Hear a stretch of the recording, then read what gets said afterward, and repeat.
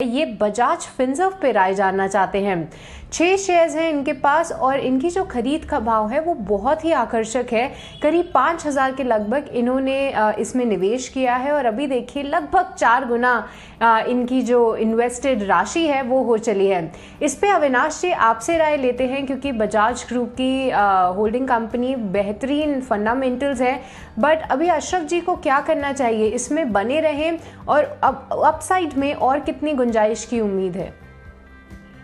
Good morning Srishti. I think Bajaj Finserv इन्होंने बहुत ही attractive level पे लिया है। मुझे लग रहा है कि देखिए बजाज फिनसर्व ये बजाज फाइनेंस की होल्डिंग कंपनी है, प्लस इनके पास इंश्योरेंस का बिजनेस है। तो जो टेलविंड्स है तीनों बिजनेसेस के लिए बहुत ही अच्छे हैं। इनफैक्ट बजाज फाइनेंस अभी अपना एक फिनटेक वॉलेट लॉन्च करने वाले हैं। बहुत ही जल्दी ये लॉन्च होगा और इससे काफ़ी हद तक जो स्केलेबिलिटी बिजनेस में आएगी बजाज फाइनेंस के लिए वो काफ़ी और तेजी से बढ़ेगी। इनफैक्ट ऑलरेडी एनबीएफसी स्पेस में जो कंज्यूमर ड्यूरेबल फाइनेंसिंग है वहाँ पे इनका लोन बुक काफ़ी स्ट्रांग है, काफ़ी अच्छा ग्रोथ नंबर्स ये दिखा रहे हैं। और उसके ऊपर मैं समझता हूँ कि जो इंश्योरेंस का बिजनेस है वो भी काफ़ी अच्छी तरह से ग्रो कर रहा है। तो इनको अगर इमीडिएटली कोई पैसों की जरूरत नहीं है तो मुझे लग रहा है कि इनको होल्ड करना चाहिए। मुझे लग रहा है कि हो सकता है कि बजाज फिनसर्व में और एक 20-25% की अपसाइड आने वाले साल 1.5 साल में आपको देखने को मिलेगी। हालांकि हाई बेस वैल्यू स्टॉक जरूर है, लेकिन इसमें इनको मार्जिन ऑफ सेफ्टी बहुत ज्यादा है। इनको कोई फिक्र नहीं है अगर मार्केट ऊपर नीचे भी होता है, बट जिस प्रकार के पॉजिटिव ट्रिगर्स तीनों बिजनेसेस के लिए मुझे लग रहा है इनको होल्ड करना चाहिए। अच्छी खासी अपसाइड इनको मीडियम टू लॉन्ग टर्म में मिल सकती है।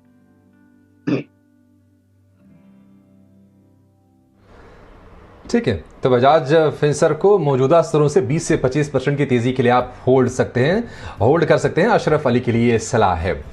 चलिए अगले दर्शक की तरफ बढ़ेंगे और अब चंद्रशेखर मिश्रा हमारे साथ जुड़ रहे हैं वाराणसी से। चंद्रशेखर नमस्कार, पूछिए क्या जानना है आपको? नमस्कार सर, ये मैं पेटीएम 1450 पे लिया हूँ, क्या करूँ?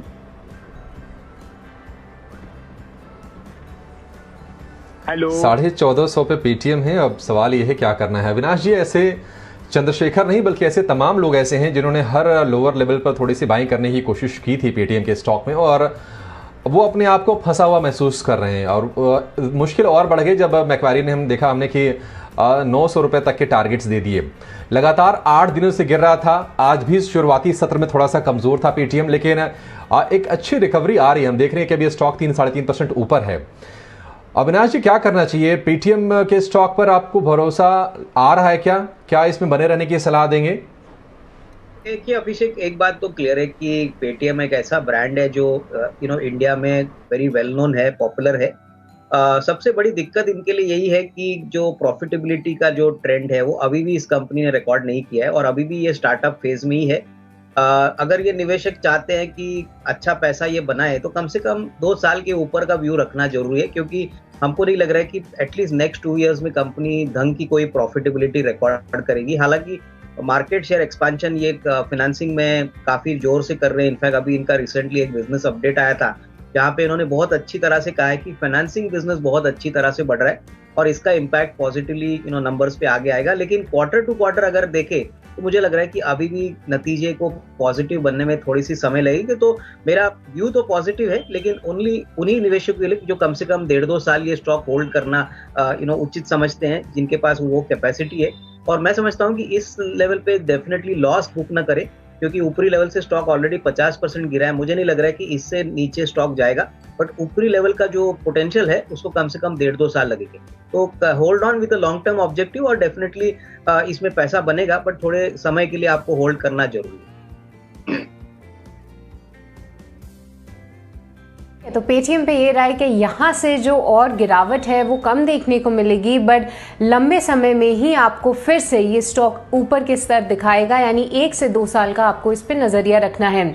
चलिए अब दूसरे कॉलर को जोड़ते हैं हमारे साथ। फोन लाइन पे पटना से हमारे साथ AN वर्मा जी जुड़ चुके हैं। वर्मा जी नमस्कार, पूछिए किस स्टॉक पे राय जानना चाहेंगे? मैडम, मैं जो है सो एक सोल्यूशन 1000 से 59 रुपये हूँ।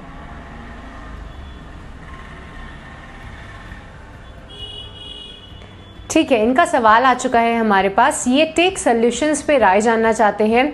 59 शेयर्स इनकी होल्डिंग में है, माफ़ कीजिएगा 1000 शेयर्स इनकी होल्डिंग में है और 59 पर शेयर इनकी खरीद का भाव है।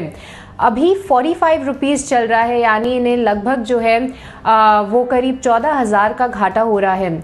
अविनाश जी, क्या करना चाहिए? ये जो कंसल्टिंग कंपनी है इसके लिए क्या ग्रोथ प्रोस्पेक्ट्स देख रहे हैं और क्या कुछ अपसाइड की गुंजाइश है आने वाले समय में?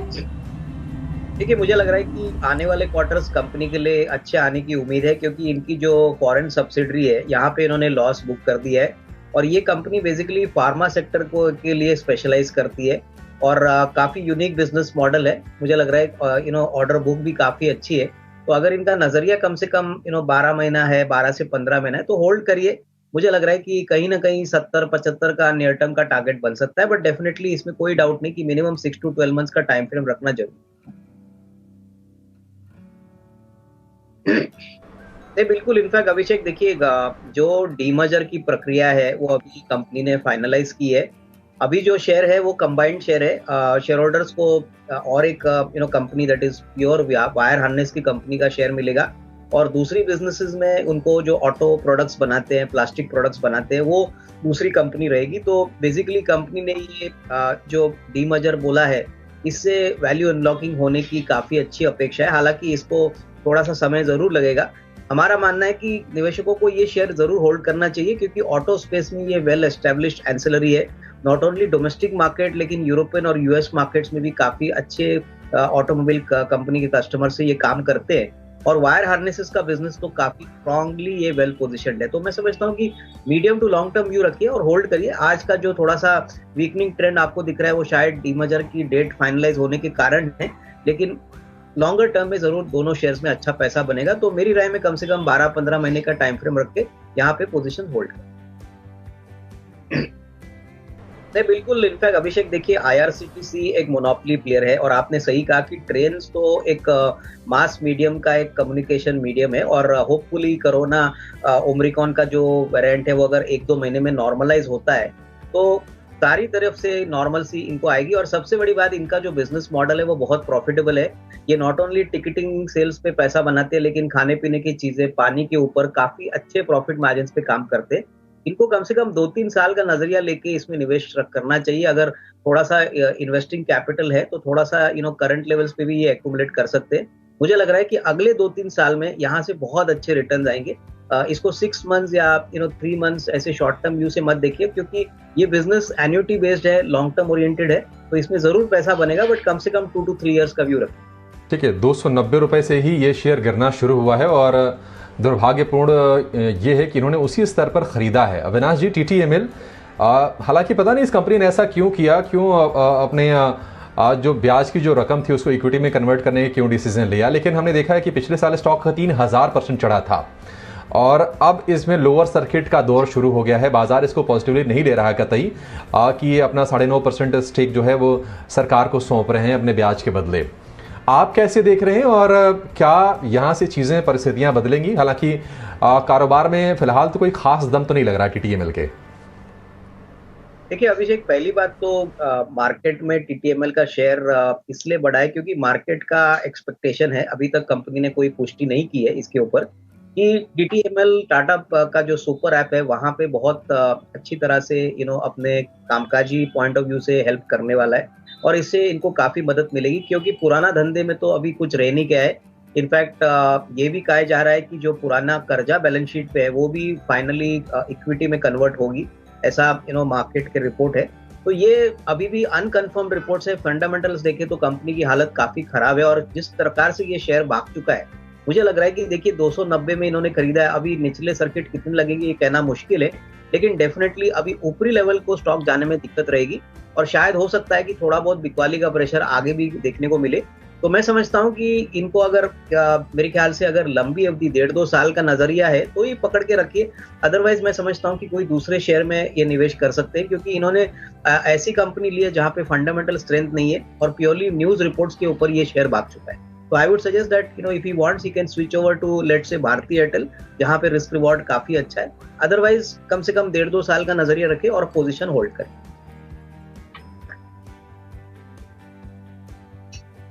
1.5-2 साल का नजरिया आप रखने के लिए बोल रहे हैं, लेकिन देखिए आप बता रहे हैं कि अनिश्चितताएं हैं, कुछ भी सर्टेन नहीं है, तो कहीं ऐसा नहीं हो कि अभी तो प्रति शेयर 50 रुपए के आसपास का लॉस हो रहा है, मान लीजिए कि चीज़ें नहीं बदली, जो उम्मीद करके चल रहे हैं वो अगर फुलफिल नहीं हुआ तो शायद स्टॉक और पिटेगा और ज़्यादा कैपिटल इनकी इरोड होगी, क्योंकि एक भारी भरकम क्वांटिटी में इनके पास शेयर हैं, 1000 शेयर हैं। क्या बेहतर ये होगा कि ठीक है इस लॉस को अभी बुक कर लें और कहीं जहां बेहतर विजिबिलिटी है, बेहतर फंडामेंटल्स हैं, आप कुछ ऐसे शेयर बल्कि इनको सजेस्ट कीजिए? बिल्कुल। देखिए अभिषेक, पहली बात तो क्या है ना कि 290 इन्होंने पीक लेवल पे शेयर खरीदा है, तो मेरी भी राय में यही है कि अगर ये शॉर्ट टर्म के लिए इन्होंने लिया है शेयर तो डेफिनेटली इसमें लॉस बुक करके निकल जाना ही ठीक रहेगा। मेरे ख्याल से मैंने अभी भी आपको कहा कि टेलीकॉम स्पेस में अगर ये निवेशित रहना चाहते हैं तो Bharti Airtel will be a better choice. और मुझे लग रहा है कि यहाँ पे काफी बड़े ग्रोथ ट्रिगर्स है, टैरिफ आरपू भी बढ़ रहा है, प्लस मैं समझता हूँ कि आने वाले दिनों में प्राइसिंग पावर ये इंडस्ट्री में वापस आ रही है, तो डेफिनेटली यहाँ पे अच्छी खासी कमाई भारतीय एयरटेल में इनको मिलेगी। तो डेफिनेटली अगर ये सोच रहे हैं कि शॉर्ट टर्म का कॉल है तो यहाँ से लॉस करे, थोड़ा सा नुकसान ले ले और जो भी कैपिटल है वो भारतीय एयरटेल में लगाए और कम से कम एटलीस्ट 12-15 मंथ्स का नजरिया ले, क्योंकि यहाँ पे जो टेलविंड्स है मुझे लग रहा है कि भारतीय एयरटेल के लिए काफी पॉजिटिवली बेनिफिट होगी। So I would suggest switch to भारतीय एयरटेल और मेरे ख्याल से TTML में जैसे 50 रुपए का घाटा हो रहा है उसको बुक करके इस भारतीय एयरटेल स्टॉक में स्विच करें। अविनाश जी, इस पे हम आपसे जानना चाहेंगे क्योंकि जिस तरीके के हम बैंकिंग के नंबर्स में हमने सुधार होते हुए देखा है, आप बैंक ऑफ महाराष्ट्र को इस पूरे स्पेस में कहाँ पाते हैं, कैसे फंडामेंटल्स लग रहे हैं और इनको अभी क्या करना चाहिए, बने रहें या फिर इसमें घाटा बुक कर लेना ही सही रहेगा? देखिए मुझे लग रहा है कि बैंक ऑफ महाराष्ट्र का स्टॉक इसलिए चला था क्योंकि ये प्राइमरी कैंडिडेट था कि जहाँ पे प्राइवेट सेक्टर को अप्रोच किया गया था कि एक दो बैंक्स पूरी तरह से प्राइवेटाइज होंगे। तो मुझे लग रहा है कि अभी भी बैंक ऑफ महाराष्ट्र में पोटेंशियल है, क्योंकि गवर्नमेंट ने अभी तक फाइनलाइज नहीं है कौन से बैंक्स वो प्राइवेटाइज करेंगी, लेकिन उसमें बैंक ऑफ महाराष्ट्र की पॉसिबिलिटी बहुत ही तगड़ी लग रही है। अभी भी मुझे लग रहा है कि अगर इनका थोड़ा सा टाइम फ्रेम लंबा है, कम से कम 6 से 12 महीने के लिए, तो इनको होल्ड करना चाहिए, क्योंकि अगर यहाँ पे कोई बड़ा प्राइवेट सेक्टर प्लेयर इनको टेक ओवर करता है तो सबसे बड़ी बात इनकी जो नेटवर्क है महाराष्ट्र में वो बहुत ही बढ़िया है। एसेट क्वालिटी भी अभी धीरे धीरे थोड़ी सी ठीक ठाक हो रही है, तो मुझे लग रहा है कि इनको डेफिनेटली पोजीशन होल्ड करनी चाहिए। हालांकि ये थोड़ा इवेंट बेस्ड कॉल रहेगा, बट अगर आने वाले बजट में या होपफुली बजट के बाद अनाउंसमेंट आता है तो इस शेयर में आपको अच्छी तेजी देखने को मिलेगी। तो बेटर टू होल्ड ऑन, यहाँ पे लॉस बुक ना करें। मुझे लग रहा है कि देखिए सेल की अगर हम बात करें तो सबसे बड़ा जो पॉजिटिव ट्रिगर कंपनी में है कि इन्होंने करीबन 30 से 35 हजार करोड़ के कर्जा रिपे किया है। सबसे बड़ी बात, अभी भी मेटल प्राइसेस काफी फर्म है, हालांकि थोड़ी बहुत इनपुट कॉस्ट के ऊपर प्रेशर आएगी, बट जिस प्रकार का डिमांड सिनेरियो चल रहा है मुझे लग रहा है कि ये जो भी इनपुट कॉस्ट है वो पास थ्रू करने में कंपनी को कोई दिक्कत नहीं रहेगी। सबसे बड़ी बात, कंपनी का जो शेयर प्राइस है वहां पे रिस्क रिवॉर्ड अभी भी इन्वेस्टर्स के फेवर में है। मुझे लग रहा है कि कम से कम 150 रुपए का टारगेट कंफर्टेबली पॉसिबल है और यहाँ पे आपको कम से कम 6-8 महीने का नजरिया लेना है। मुझे लग रहा है कि मार्च का क्वार्टर तो अच्छा आएगा ही, बट उसके बाद जो वॉल्यूम ग्रोथ और जो प्राइसिंग की कमेंट्री आएगी वो काफी इंपॉर्टेंट रहेगी। स्पेशली अगर हम टाटा स्टील के मैनेजमेंट को सुनते हैं तो इन्होंने क्लियरली कहा है कि अभी भी मेटल प्राइसेस काफी स्ट्रांग है। अगर वायरस जल्दी निकल जाता है तो ऑब्वियसली इंफ्रास्ट्रक्चर प्रोजेक्ट्स पे गवर्नमेंट की स्पेंडिंग और बढ़ेगी और इससे कंपनीज, मेटल कंपनीज को फायदा होगा। तो sell I would suggest hold on. मेरे ख्याल से अभी भी कोई घबराहट की बात नहीं है, बट डेफिनेटली 6 से 8 महीने का टाइम फ्रेम रखें। ठीक है, 6 से 8 महीने का टाइम फ्रेम रखिए, इसको होल्ड करके रखिए पोर्टफोलियो में। एमएमटीसी पर क्या राय होगी अविनाश जी? देखिए एमएमटीसी में मुझे लग रहा है कि ये ऑल्सो एक डाइवर्समेंट कैंडिडेट है। ज्यादातर कंपनी मेटल ट्रेडिंग स्क्रैप में काम करती है, तो स्क्रैपेज के ऊपर काफी अनाउंसमेंट्स आ चुके हैं। होपफुली हमको लग रहा है कि पूरी तरह से अगर स्क्रैपेज पॉलिसी इंप्लीमेंट होती है तो यहाँ पे जो इंक्रीमेंटल बिजनेस है वो एमएमटीसी को काफी सिग्निफिकेंटली मिलेगा, अर्निंग्स में भी अच्छा इजाफा होगा। तो यहाँ पे भी होल्ड करने की राय रहेगी, लेकिन डेफिनेटली यहाँ पे भी मैं समझता हूँ 6 to 12 मंथ्स का टाइम फ्रेम रखिए। यहाँ पे भी अर्निंग्स ग्रोथ जो आएगी वो मेरे ख्याल से मार्च अप्रैल के बाद आने की उम्मीद है। कि देखिए Q3 के नंबर्स सृष्टि बहुत ही डिसअपॉइंटिंग थे। इनफैक्ट जो गाइडेंस भी है वो मुश्किल से 2 से 4% है। मार्जिन में भी काफी खराब परफॉर्मेंस Q3 में विप्रो से देखा गया है और ऑलरेडी शेयर काफी भाग चुका है। तो मुझे लग रहा है कि देखिए शॉर्ट टर्म में एटलीस्ट कम से कम नेक्स्ट 3 to 6 मंथ्स में कोई बड़ी अपसाइड स्टॉक में आएगी ऐसा लग नहीं रहा है। इनको अगर चाहिए तो ये इन्फोसिस में शिफ्ट कर सकते हैं। इन्फोसिस मुझे लग रहा है अभी भी करंट लेवल्स पे काफी अट्रैक्टिव है।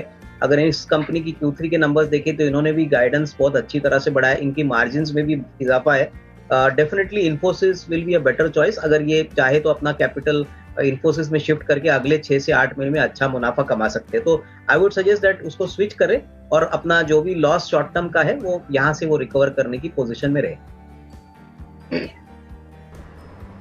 देखिए, अगर ये कम से कम 6 से 12 महीने की प्लानिंग और टाइम फ्रेम रख सकते हैं तो मुझे लग रहा है कि इनको होल्ड करना चाहिए। देखिए, एलटी फूड्स का ब्रांड दावत बहुत ही वेल नोन ब्रांड है, इनफैक्ट B2C बिजनेस भी काफी अच्छा चल रहा है और ब्रांडेड जो रेवेन्यू है बिजनेस में स्लोली अपना कंट्रीब्यूशन बढ़ा रहा है। प्लस जिस प्रकार का अपसाइड हमको लग रहा है कि सऊदी के मार्केट से आने वाले साल में आएगा, इसका भी बेनिफिट कंपनी को मिलेगा। तो मैं समझता हूँ कि 100-110 का नियर टर्म का टारगेट बन सकता है अगले 6 से 12 महीने के लिए।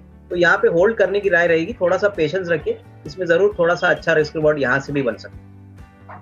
माफ कीजिएगा, मनप्रीत जी के लिए मुझे लग रहा है कि देखिए आरती ड्रग्स में इनको पोजीशन होल्ड करनी चाहिए, क्योंकि देखिए ये ज्यादातर एपीआई एक्सपोर्ट करते हैं और Q2 के नंबर्स के बाद जब नंबर्स थोड़े से डिसअपॉइंटिंग आए थे, मैनेजमेंट ने क्लियरली कहा था कि सेकंड हाफ ऑफ FY22 में डेफिनेटली वो प्राइसिंग में और वॉल्यूम में ग्रोथ अच्छी तरह से एक्सपेक्ट कर रहे हैं। तो मेरा अनुमान है कि देखिए अभी भी जो मार्केट है एपीआई के लिए काफी स्ट्रॉन्ग ट्रेंड्स दिख रहे हैं। अभी भी इंडिया की जो प्रोड्यूसर्स है वो चाइना के कंपैरिजन में अच्छी तरह से ग्रोथ दिखाएंगे, ऐसा ओवरऑल मार्केट का भी मानना है और हमारा भी मानना है।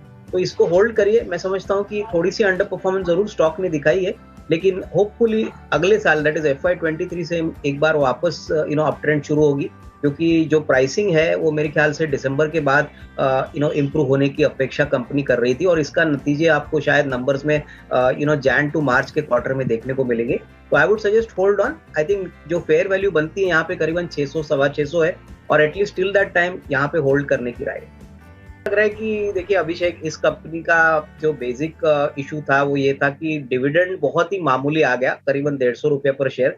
अगर एब्सोल्यूट फिगर की बात करें तो 300 करोड़ कंपनी डिविडेंड के लिए खर्चा कर रही है, जबकि इन्होंने 8,100 करोड़ अपने हेल्थ केयर बिजनेस से सेल करने के बाद रेस किए। तो मैं समझता हूँ कि बायबैक अच्छी तरह से अगर तगड़ा बायबैक आता है, मान लीजिए कि अगर करंट मार्केट प्राइस के हिसाब से अगर मान लीजिए 25-30% या 40% के प्रीमियम पे ही आता है तो डेफिनेटली इसमें अच्छी तेजी देखने को मिलेगी। ये बात रियरेट्रेट करेगी कि मैनेजमेंट शेयर होल्डर्स के प्रति थोड़ी सी पॉजिटिविटी दिखा रहा है और अगर एक मामूली बायबैक आता है तो इसमें कोई बड़ी अपसाइड आएगी नहीं। तो आई थिंक बायबैक की जो प्राइस रहेगी अभिषेक, प्लस जो क्वांटम रहेगा वो काफी इंपॉर्टेंट रहेगा और वो मेरे ख्याल से आज की बोर्ड मीटिंग में जैसे कोई अनाउंसमेंट आता है तब उसके बाद आपको सिग्निफिकेंटली एक अच्छी रीरेटिंग देखने को मिल सकती है। तो तब तक मेरे ख्याल से निवेशकों को होल्ड करना चाहिए, क्योंकि ये बहुत ही क्रिटिकल मैटर है। अगर यहाँ पे कोई 19-20 होता है तो शेयर वापस निचले लेवल आ सकता है।